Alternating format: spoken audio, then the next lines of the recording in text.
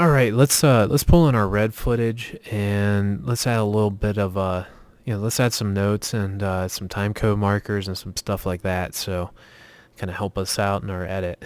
So I'm going to go over here, I'm going to right click again, and we're already inside that folder. Let's pull in our Express file, and we're just going to pull that one in at the moment.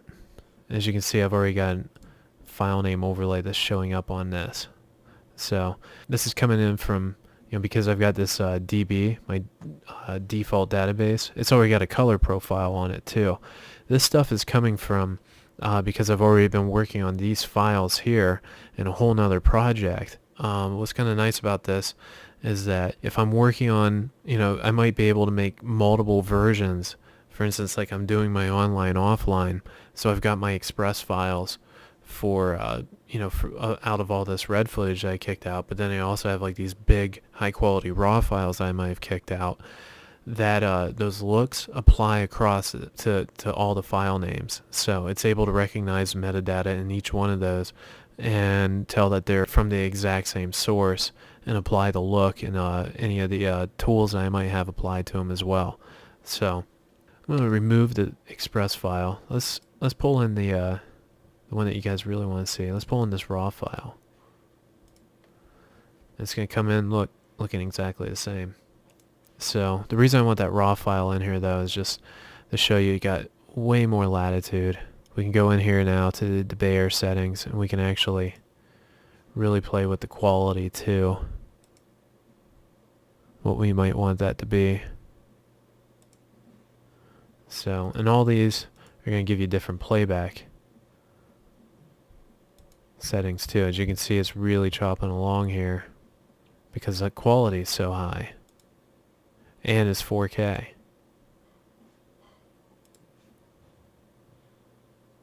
But now it's gotten a little bit better there.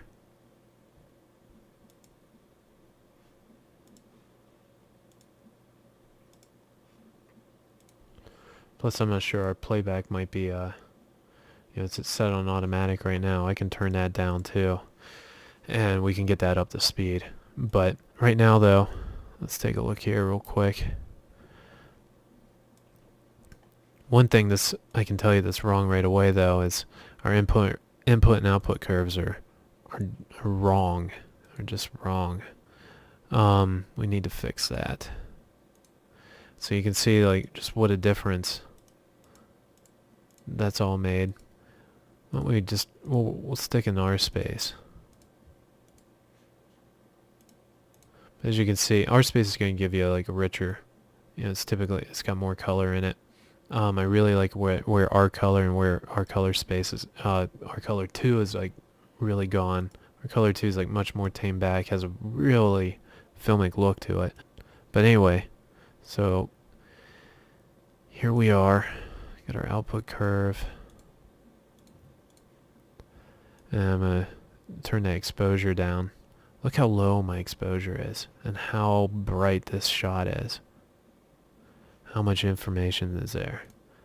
Oh, the red MX with Cineform. It's wonderful. Pull that down. Let's really pop it up here. And then I'm going to drop my lift. See how far I'm able to start pulling these sliders with just getting some really granular control. Unlike in this other footage over here, where if I start to pull on that, everything just goes muddy really quickly.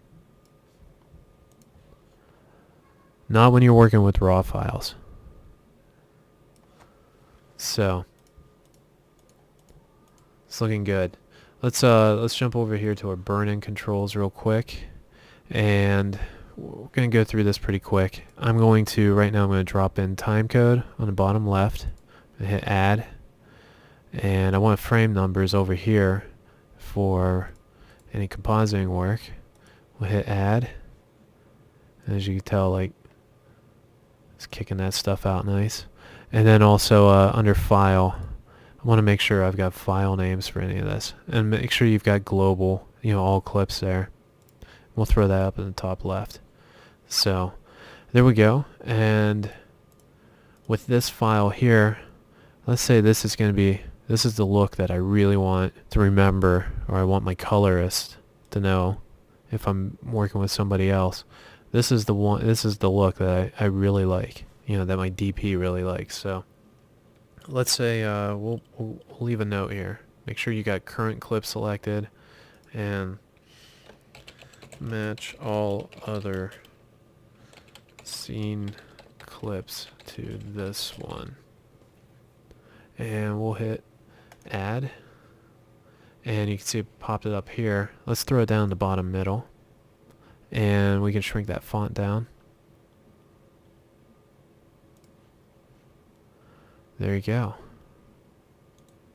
And as you can see, it's not on these other clips. Oop.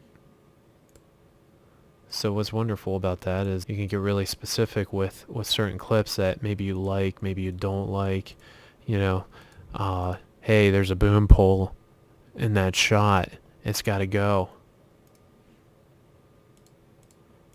I think we're missing it here because of the crop, but there's a boom pole in this shot. We should have an autosave, but we'll go ahead and save it.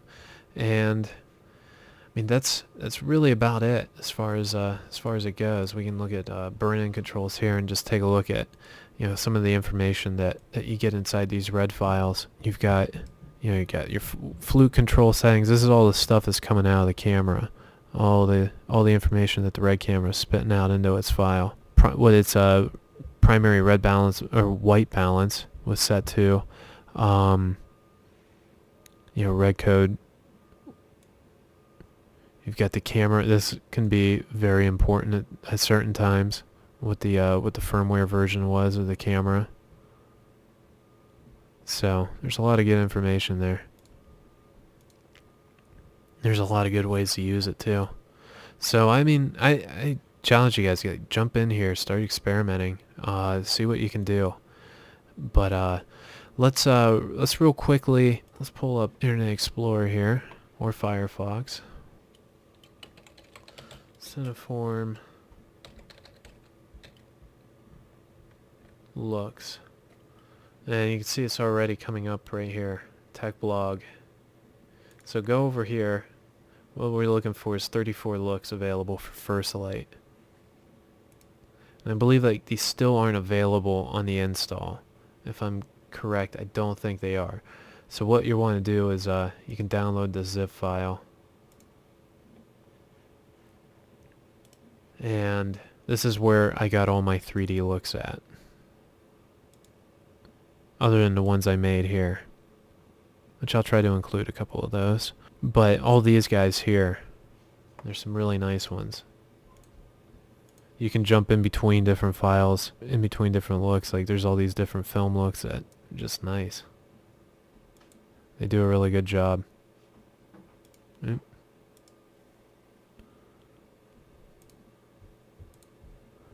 I think we've even got mid bleach. You can get some really nice starting points. You can see they do great with just this 422 converted stuff too. So it's not just destroying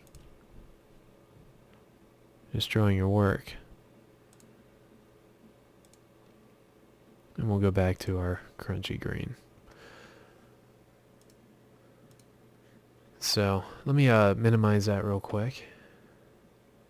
And I've got this up. Where we want to go is you're going to go to computer and go into your C drive. Go into common files, Cineform, and then loots. This is where you're going to put all these guys. You can dump them all right here. And you can see this is where I've got some of my custom ones that I've made. These are all the CF look files. Like these are all those ones out of that zip file that I just downloaded. So you're just going to drop all those right in there. Again, that's inside of your program files, x86 if you're on 64-bit. Common files, Cineform loots. So this common files, not right in the Cineform folder. Alright, But man, I think that covers quite a bit there. Let's jump back over into Premiere here for a few minutes, and we'll just take a look at some of its effects, and then we're gonna finish up with a couple extra little fun treats.